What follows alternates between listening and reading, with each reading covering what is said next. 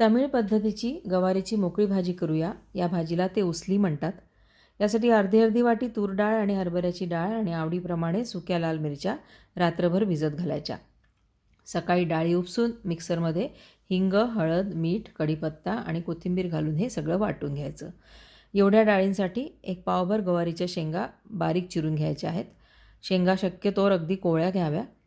आता चाळणीला तेलाचा हात लावून त्यावर एका बाजूला ही डाळ आणि एका बाजूला चिरलेल्या शेंगा ठेवून मी स्टीमरवरती हे 15 मिनटं चांगलं स्टीम करून घेतलं आहे.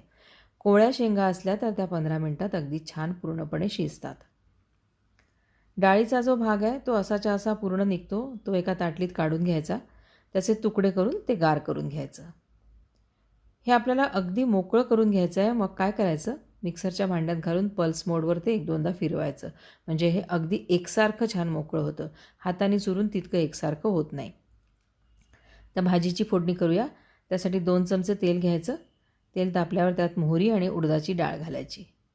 थोडासा हिंग घालायचा, कढीपत्ता आणि थोडी हळदही घालायची. त्यानंतर त्यावर आपण वाफवून घेतलेल्या गवारीच्या शेंगा घालायच्या. शेंगा शिजलेल्याच आहेत त्यामुळे भाजी आपली 10 मिनटात आता तयार होणार आहे.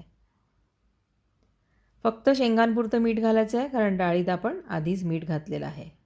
आता एकसारखी करून घेतलेली जी डाळ आहे ती घालायची आणि सगळं छान एकत्र मिसळून घ्यायचं. यावरती चमचाभर तेल घालायचं आणि झाकण ठेवून 10 मिनटं मंद आचेवर हे छान वाफवून घ्यायचं. आवडत असल्यास ही भाजी तुम्ही खोबरेल तेलातही करू शकता. तामिळ घरांमध्ये ही भाजी केली की त्यासोबत कढी जरूर करतात.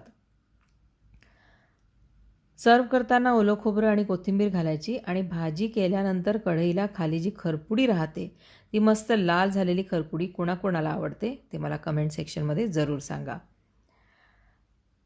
आज मी चिंचगुळाची आमटी केली आहे, मिक्स रायता केला आहे. मस्त ही मोकळी अशी गवारीची भाजी आणि पोळी असा आमचा बेत आहे. गवार ज्यांना आवडत नाही तेही ही भाजी अगदी आवडीने खातील.